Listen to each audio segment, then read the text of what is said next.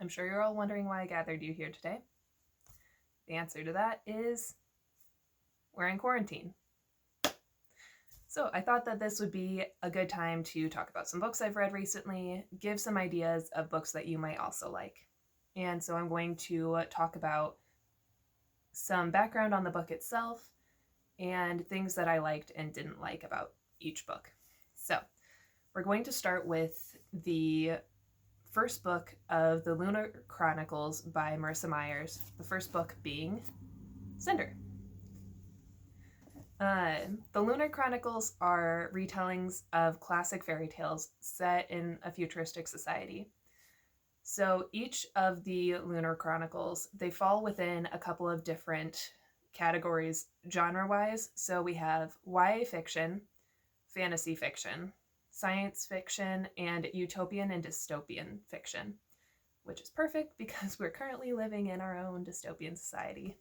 But anyway, YA fiction is generally geared towards readers between the ages of 12 to 18, but if we're being honest, most of the people that read YA fiction are in their mid to late 20s, so that's why me at 26 read these books.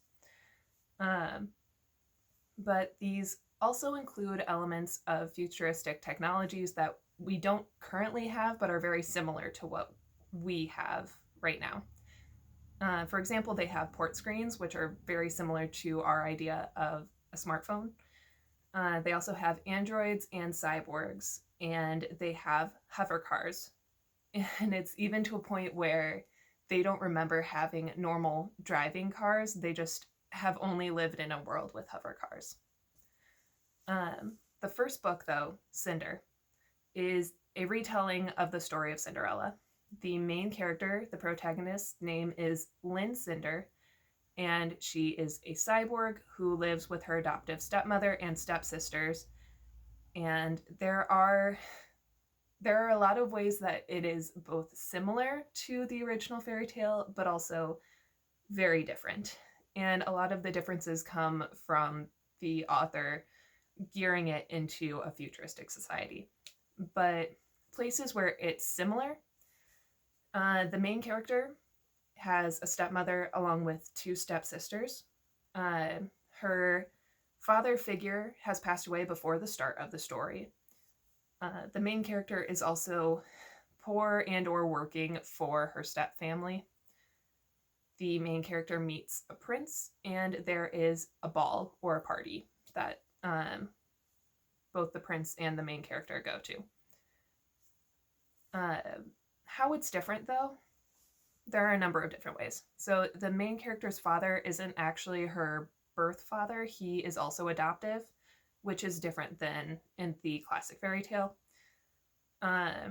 Also, the prince and Cinder meet before the ball, and it's not a meet cute like it is in the classic fairy tale. It's definitely an attraction at first sight, but it's not a love at first sight kind of situation. The relationship progresses pretty naturally.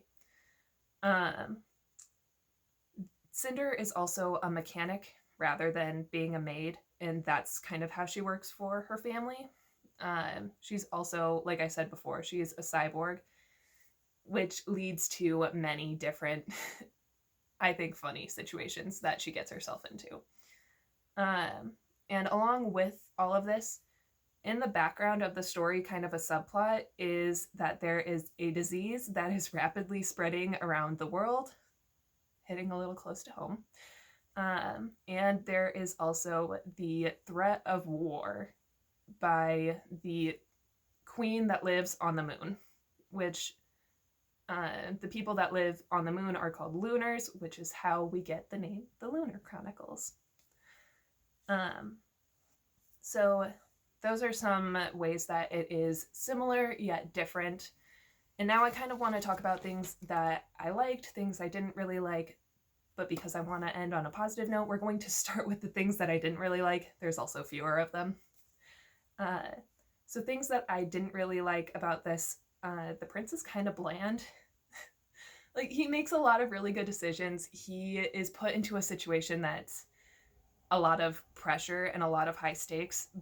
But even as he's making his decisions and he's like talking and getting to know Cinder, really he doesn't have much of a personality. So if you're looking for a love interest in this book that is really going to grab your attention and you're going to be rooting for that relationship, you're going to have to wait to the second book. There's also, I wish that we would have learned more about the world in this book. I understand that it's more of a setting the scene kind of book, but I wish, this world is so interesting and everything that's happened to lead up to our world being where they're at. I wanted more background and I wanted to know more about the world, not just this one spot. And again, you get more of that in later books. So it's more of kind of just getting through the first book to get to the things that I was more interested in, which is a little unfortunate, but also I understand why it has to be that way. Something else, there are two characters that die in the course of this book, and in my opinion, when a character dies, it has to be something that's really going to pull on the reader's heartstrings. It has to make you care. And I didn't really care. Oh god, I'm a terrible person. But I didn't really care when these two characters died. I didn't feel bad. It was just kind of like a plot device. It didn't make me feel bad. It just had to happen. But yeah, there you go. Those are the things that I didn't really like. Well, okay, so there's one more, but it's kind of one of those in-between things. It's something I like and also don't like. The book itself is very much a slow burn kind of book.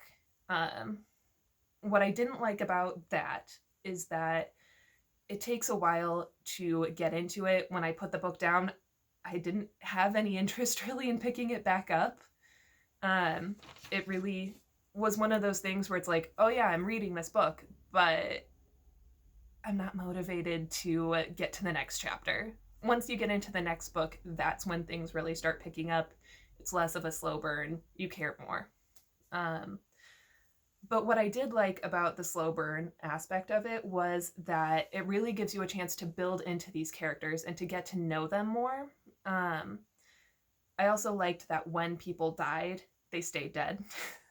It really drives the stakes of the book, and it really sets the scene for everything else that's going on.